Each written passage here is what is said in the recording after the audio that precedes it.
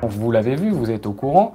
Nico Williams risque très fortement d'arriver au Barça. Alors pour l'instant, on n'est que sur de la rumeur, donc rien de totalement sûr. Il faut toujours faire attention avec ce qui se passe. Mais là, quand même, on sent un bon 85% de possibilités pour Nico Williams.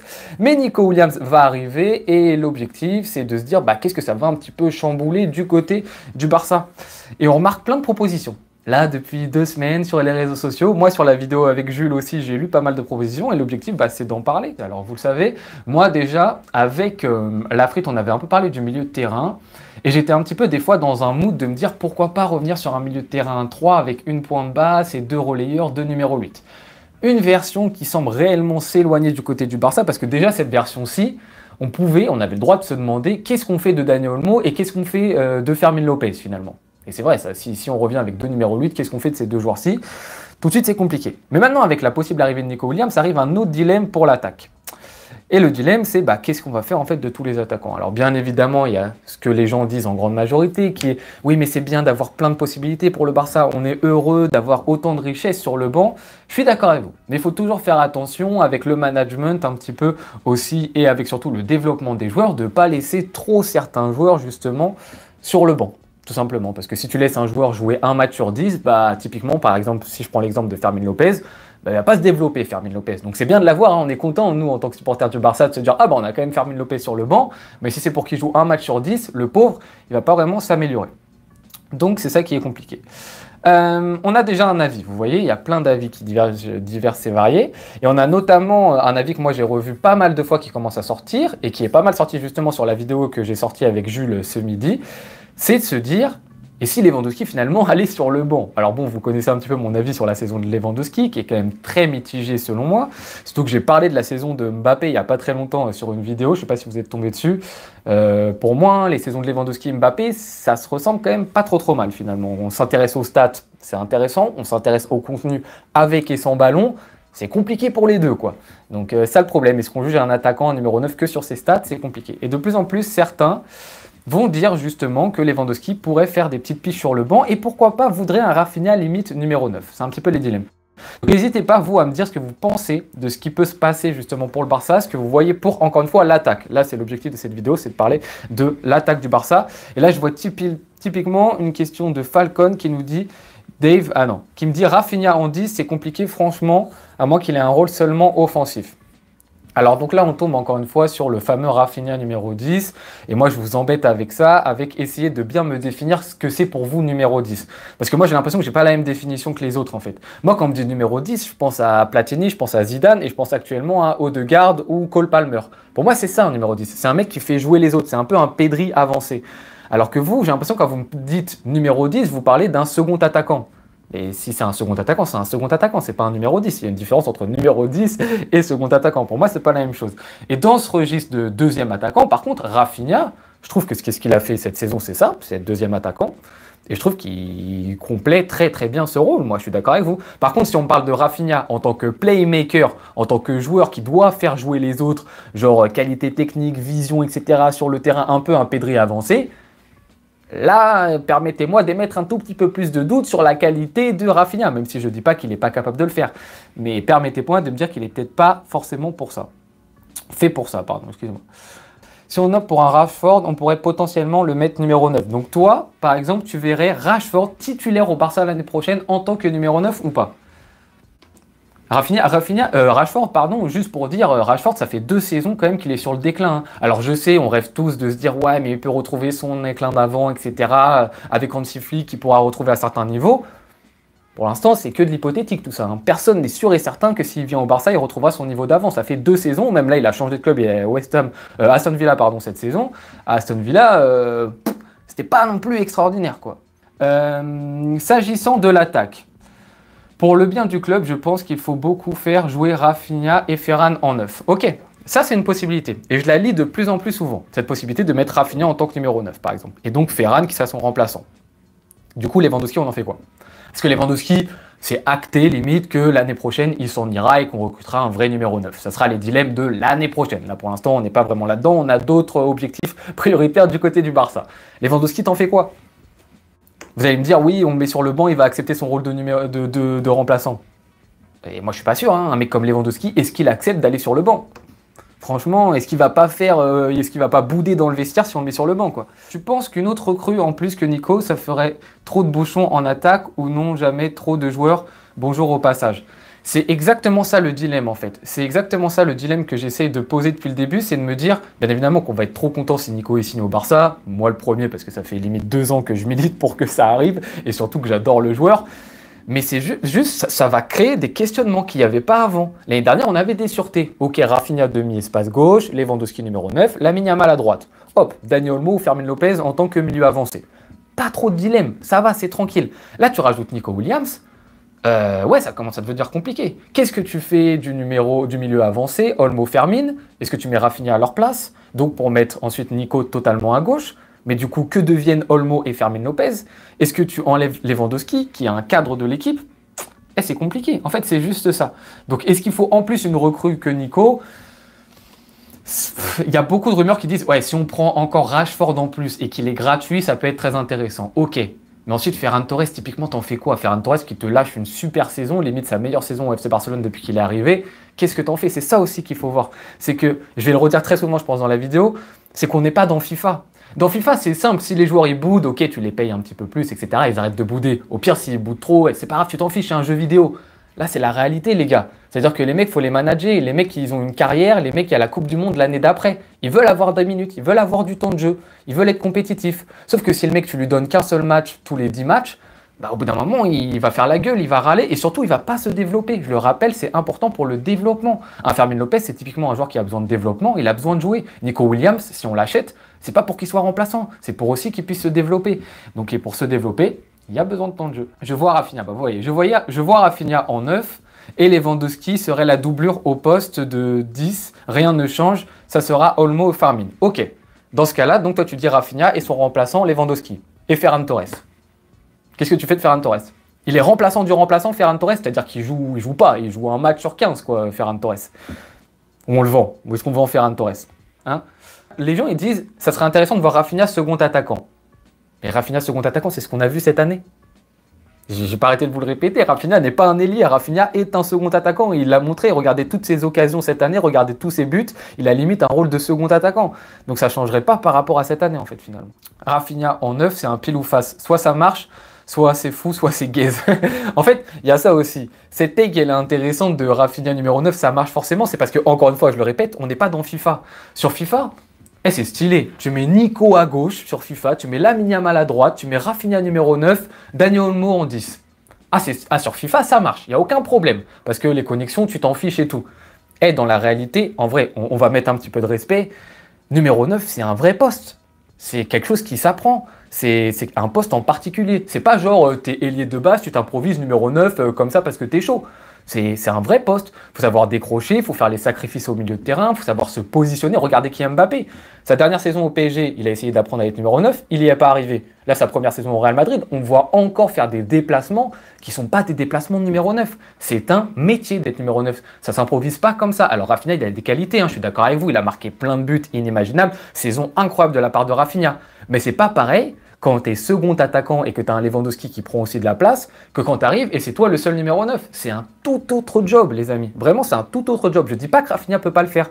Je dis juste, faisons attention. Parce qu'en plus, il y a la jurisprudence Ousmane Dembélé. Je vous dis ça, cette année, Ousmane Dembélé, il a réussi à l'être. Alors que de base, c'est un ailier. Ça a très bien marché. Donc, ce que je suis en train de vous dire, il peut y avoir aussi des contre-exemples. Mais je peux aussi vous donner l'exemple de Kylian Mbappé. Et Kylian Mbappé, ça n'a pas marché. Pour l'instant.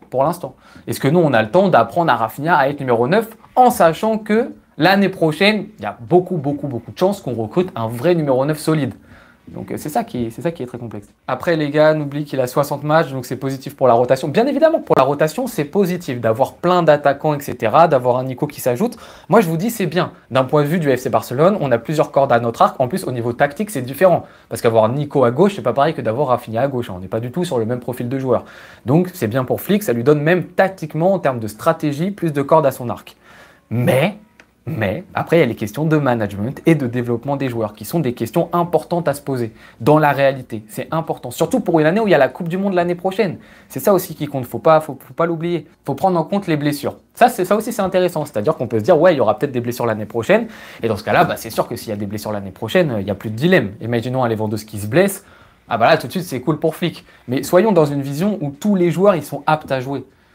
Là, si tous les joueurs, ils sont aptes à jouer, qu'est-ce qui se passe? Il y a peut-être embouteillage. Encore une fois, moi, je ne dis pas que j'ai la solution, je ne dis pas que ce que je dis, c'est définitif. Je vous dis juste, ça va créer des dilemmes, et dilemmes, c'est pas forcément négatif, qu'il n'y avait pas l'année dernière. Bienvenue dans la concurrence. Ouais, c'est ça. Mais oui, mais je suis d'accord avec toi, bienvenue dans la concurrence. Mais sauf que bienvenue dans la concurrence, c'est pas 3 joueurs à un poste, c'est 2 joueurs. 2 joueurs, je comprends, mais 3, c'est compliqué. Et typiquement, je te donne l'exemple du numéro 10. Imagine, il y a Rafinha, concurrence numéro 10, Olmo, Fermin Lopez, numéro 10. Ça en fait 3. 2, je veux bien. Mais 3, et surtout 3 très bons joueurs. Hein. Parce que Rafinha 10, il peut apporter, Daniel Olmo 10, il peut apporter, Fermin Lopez, il peut apporter. C'est pas genre, il y en a un sur les 3, vas-y, c'est pas trop grave. Les 3, ils ont le niveau limite pour être titulaire. Enfin, ils ont le niveau pour être titulaire, tout simplement. Et le troisième, il joue combien de matchs dans l'année? Lui, là, exemple. C'est Fermin Lopez, le troisième dans la hiérarchie. Il joue quoi? Il joue un match tous les 15 du mois, il joue un match tous les 2 mois. Fermin Lopez, il va essayer de choper sa place pour la Coupe du Monde. Hein. Il va se battre pour sa place en Coupe du Monde. Donc c'est cool, ok, c'est la concurrence. Mais comment tu le développes après Fermin Lopez? Fermin en remplacement de Lamine Yamal, c'est aussi une option. Je suis pas trop d'accord. Enfin après, c'est mon avis, hein. Encore une fois, tu peux avoir le tien, mais moi je trouve que Fermin Lopez sur le côté droit, déjà qu'on l'a vu un petit peu cette année côté gauche, souvenez-vous comment les gens ils ont commencé à l'insulter. Alors en plus, si on le met à droite, c'est encore plus compliqué, je trouve. Donc Fermin Lopez, laissons-le dans l'axe. Dans l'axe, il performe très très bien. Il est archi bouillant. Laissons-le là où il est bon, s'il vous plaît, Fermin Lopez. Il est très bon. Et après, il y a aussi cette take un peu de dire oui, mais c'est pas grave, au pire, à tous les matchs, on fait un petit peu souffler tout le monde, on fait des remplacements. En Liga, en Ligue des Champions, il faut une équipe type. Il ne faut pas changer tous les week-ends. Vous allez me dire oui, mais le PSG, c'est ce qu'ils font. Alors le PSG, je les respecte si vous voulez, il n'y a pas de problème. Ils jouent en Ligue 1. Et c'est pas que la Ligue 1, c'est un championnat qui est naze. La Ligue 1, ça reste un championnat qui est compétitif, selon moi. Mais c'est que la Ligue 1, le PSG, ils sont trop au-dessus des autres. En fait, il y a trop une marge d'écart. Donc, c'est-à-dire que s'il veut, Luis Enrique, bah, le week-end, au Parc des Princes, il joue contre, bah, je sais pas, Rennes, par exemple, et il se dit, bah, je vais mettre Joao Neves latéral droit. Et s'il veut, il peut le tenter. Parce qu'il y a un tel écart, en fait, entre le PSG et les autres qu'il peut le faire. Donc, il peut faire des rotations tous les week-ends du côté du Paris Saint-Germain.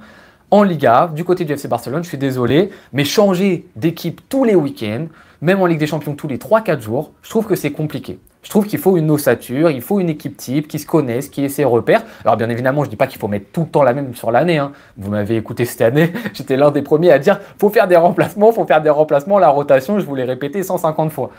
Mais juste, faut quand même avoir une ossature type qui ne bouge pas, ça reste important. Ah, on a la frite catalane qui est arrivée. C'est bien mon petit la frite. Alors quelle est ta take? Tactiquement, Dave, il faut demander à Lewandowski de rester en mode barbecue. Ben oui, je sais que c'est ton avis. Et c'est l'avis de plus en plus de gens. C'est juste qu'il faut demander à Lewandowski. C'est facile de dire il faut demander à Lewandowski. Lewandowski, c'est un mec qui a un passif, qui a une expérience. Et est-ce qu'il va accepter d'être sur le banc sur une année où il va... Ah d'ailleurs, ouais, les problèmes avec la... Ah bah non, il a réussi à faire virer le sélectionneur de Pologne, apparemment. Donc il va vouloir jouer certainement la Coupe du Monde en Pologne. Il va vouloir être sur le banc, Lewandowski. Il va accepter d'être remplaçant. Il va pas foutre le bordel dans le vestiaire. Moi, tu vois, c'est juste ça. C'est que c'est facile de dire, ouais, les mecs, ils vont accepter d'être remplaçants. Mais dans les faits, dans le concret, c'est compliqué. C'est compliqué. Et après, vous allez me dire, oui, mais c'est pas grave, s'ils sont pas contents, ils dégagent. Bah, ok. Dans ce cas-là, ils dégagent. Le problème, c'est que s'ils mettent une mauvaise ambiance dans le vestiaire, ça peut ruiner aussi un vestiaire qui, pour l'instant, se porte très très bien. Au pire, on reste avec le même dispositif, juste on alterne entre Lamine Yamal, Nico, Rafinha, en fonction de la forme et du score. Ouais, ok. Très bien, bah dans ce cas-là, on tourne, etc. En plus, Nico a une capacité de jouer aussi ailier droit parce qu'il jouait ailier droit au tout début avec l'Athletic Bilbao. Donc il y a cette possibilité-là. Et on tourne et on donne du temps de jeu. Moi, ça pourrait être peut-être l'une des possibilités que je recommanderais le plus. C'est-à-dire, on bouge pas trop, mais juste on fait un peu plus tourner les gars. Parce que Lamine Yamal, on l'a dit, bien évidemment, l'année prochaine, il faut qu'il ait plus de repos que cette année, selon moi. Mais ça, déjà, tout le monde n'est pas d'accord avec moi là-dessus. Je pense que l'attaque dépendra du milieu. Si Flick continue avec le double pivot, je pense qu'on aura la même attaque, au moins au début. Donc ça, typiquement, on en a parlé avec Lafrit justement sur notre vidéo, de ce milieu, est-ce qu'il va changer, est-ce qu'il va évoluer, est-ce qu'on arrivera avec une seule pointe basse pour mettre 2 numéros 8, ce qui était pour moi une bonne option à prendre. Mais comme je vous l'ai dit en tout début de ce live, cette option, ça veut dire que ça complexifie encore plus le dilemme. Ça veut dire que si on utilise cette option et qu'imaginons, je sais pas, on met un Bernal, après on met Pedri, De Jong, alors là, Fermin Lopez, Daniel Olmo, ils sont remplaçants. Ça veut dire qu'il y a un troisième joueur dans la hiérarchie. Rafinha, bon, tu le mets titulaire, ok. Nico Williams est remplaçant, ça veut dire. Donc, tu achètes Nico, qui est actuellement titulaire au sein de la sélection espagnole, qui a gagné l'Euro. Le mec, il a 22 ans, il veut avoir des minutes pour être à la Coupe du Monde. Et tu lui dis, va sur le banc. Bon, ça va être compliqué aussi. Ah, ça c'est intéressant, mais Baldé et Nico dans le même couloir, ça va pas trop se bousculer, mais c'est très intéressant. Sauf qu'en fait, le truc qui est intéressant, c'est que Nico Williams peut avoir une capacité à jouer demi-espace, donc c'est-à-dire quand le couloir va être pris par Baldé, Nico pourra jouer demi-espace, et surtout Baldé aussi a une bonne capacité des fois à jouer demi-espace. On oublie assez souvent, mais c'est pas forcément deux joueurs qui sont systématiquement dans le couloir. Je pense que l'un ou l'autre peuvent permuter entre demi-espace et couloir, donc ça se fait. Si on signe Nico et Rashford, tu penses qu'on aura un problème de riche? On a déjà, si on recrute juste Nico, dis-toi, on a déjà un problème de riche. Juste Nico. Alors dis-toi si on recrute en plus Rashford. Mais après, le truc avec Rashford, tu vois, c'est typiquement pour moi, entre guillemets, c'est moins compliqué. Pourquoi? Parce que Rashford, il y a moins ce truc de se dire, il vient pour être titulaire. C'est-à-dire que Rashford, vas-y, il vient au Barça, il est tellement heureux de venir au Barça qu'il pourra accepter d'être remplaçant et c'est pas trop grave, tu vois. Alors que Nico, non. Nico, s'il vient au Barça, pour moi, ça va être compliqué de lui dire t'es remplaçant. Un Dani Olmo, compliqué de dire t'es remplaçant. Un Fermin Lopez, tu peux être remplaçant, mais est-ce que troisième de la hiérarchie, il va être d'accord pour? Pas sûr. On parle de l'attaque, mais même le milieu, ce sont des dilemmes. Tout à fait. Dilemmes dont on a parlé avec l'Afrique catalane dans l'avant-dernière vidéo et dilemmes dont on a parlé avec Jules sur la dernière vidéo qui est sortie ce midi. Donc je vous renvoie vers ça. Tout à fait. Les dilemmes, ils vont être partout en fait. Ça va être un énorme bousculement ce qui va se passer. Parce que déjà qu'on avait certains dilemmes l'année dernière, là, l'arrivée de Nico renforce encore plus ces questionnements qui sont pas, encore une fois, je dis pas qu'ils sont mauvais.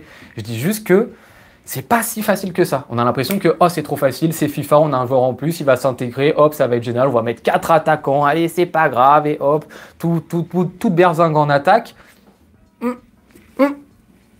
Peut-être, je dis bien, qu'il peut y avoir plus de difficultés que ça. Alors l'Afrique qui nous dit milieu carré, Pedri, Frenkie, Rafinha, Olmo. Et deux ailiers, Yaya et Nico. Tu nous mets plein d'attaquants et donc du coup tu aurais Lewandowski sur le banc et Fermin Lopez sur le banc.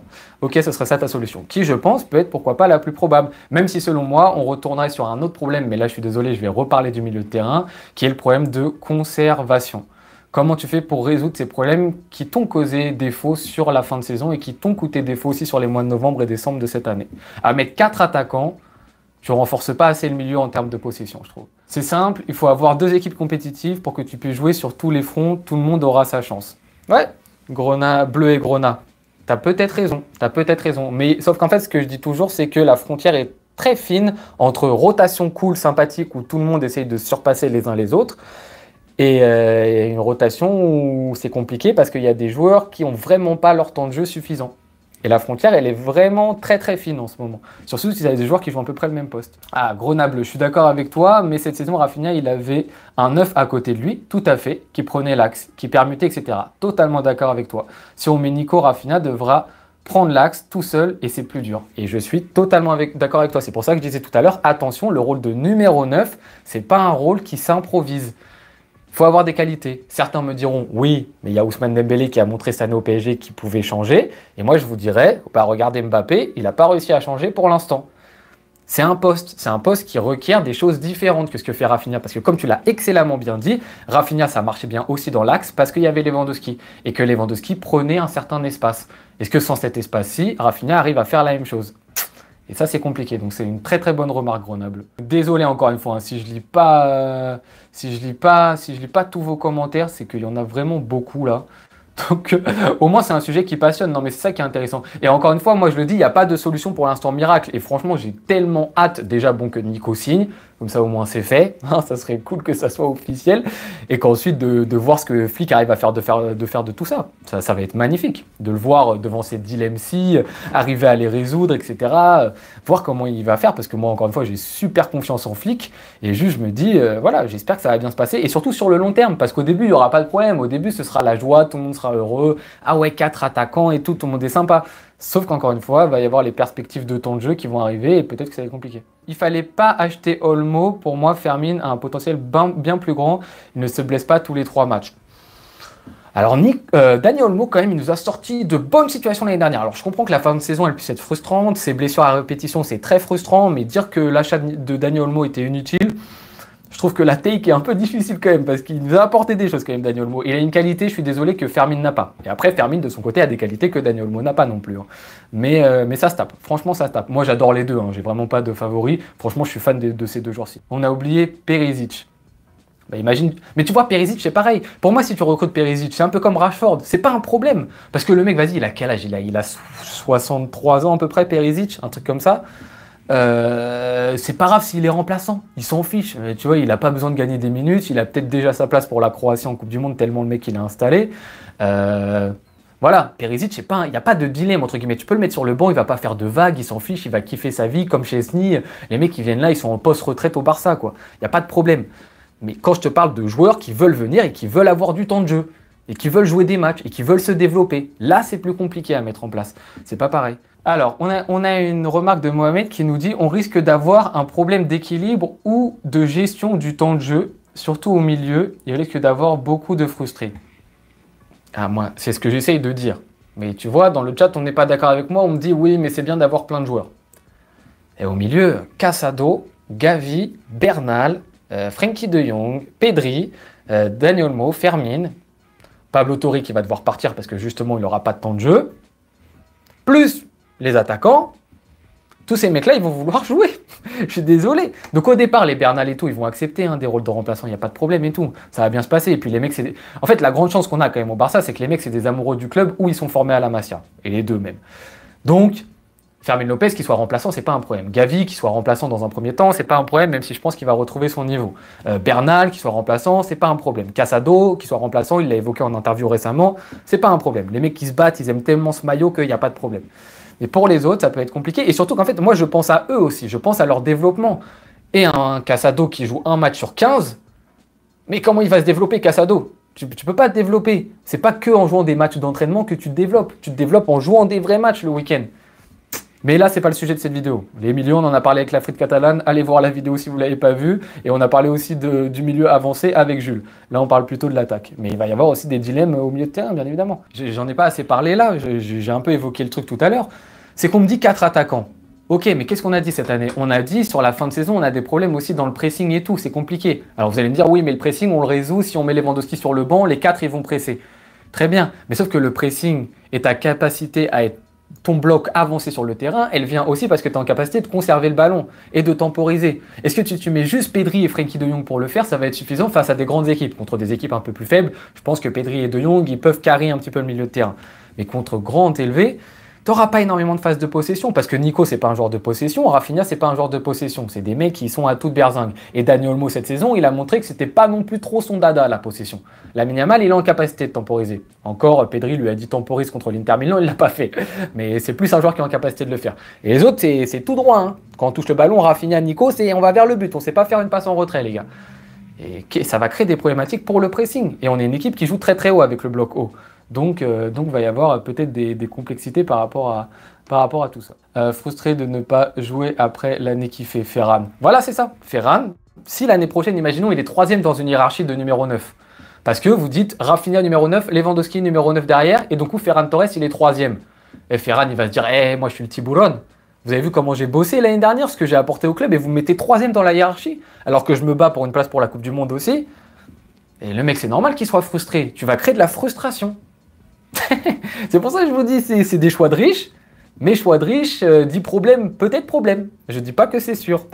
Je dis pas que j'ai la réponse. Bonne chance à Flick, moi j'ai la tête qui chauffe. Voilà, mais c'est exactement l'objectif de cette vidéo. C'est de vous faire juste un petit peu comprendre que les choix ils vont pas être simples. Voilà, c'est tout. Moi j'ai pas encore de réponse. Franchement, j'ai pas ma tactique préférée parce que je trouve que le dilemme il est trop hard. Tiens Flick, prends ça pour toi, débrouille-toi, de toute façon c'est toi qui es coach, c'est toi, nous on n'est pas coach du tout, hein, on n'en sait rien du tout, donc c'est sympathique de parler de ça, mais voilà, on est juste des mecs qui analysons vite fait de loin ce qui se passe, mais Flick est la personne qui sait le mieux gérer cette chose-ci, mais, va y avoir des dilemmes assez sympathiques à voir, bonne chance à Flick, justement par rapport à cette question de l'attaque. Mais c'est chaud, mais ça va être surtout super intéressant. Hein. Donc je pense qu'on a fait le tour un petit peu de ce sujet-là. Je suis très content d'avoir fait cette vidéo avec vous. Voilà, vous m'avez posé plein de petites questions. Je suis très content d'avoir fait cette vidéo avec vous. Vous étiez les invités du 5e épisode de la série Les Lignes du Barça. Donc merci à vous d'y avoir participé, vous êtes des boss. Merci à vous aussi pour cette année, là je vous le dis en live parce que je vous l'ai dit en vidéo, mais bien évidemment c'était trop kiffant de faire ça. On va continuer à faire des vidéos analyses parce qu'on essaie toujours de faire des petites analyses. Stylé les lives comme ça. Bah ok, si vous trouvez ça stylé, les lives on en fera plus. Voilà, je suis pas très habitué à ça, vous le savez, j'ai fait que 2 lives finalement depuis le début de la chaîne. Je suis pas trop habitué, mais si vous kiffez, c'est bien. Et puis ça me permet de vous répondre aussi directement, c'est cool. Donc peut-être qu'on fera des lives, peut-être des lives sur les rumeurs. Bon, vous savez que je suis pas très fan des rumeurs mercato. Moi, j'aime pas trop parler mercato tant que c'est pas fait. Donc même si ça fait beaucoup de vues, ça peut me donner des visibilités.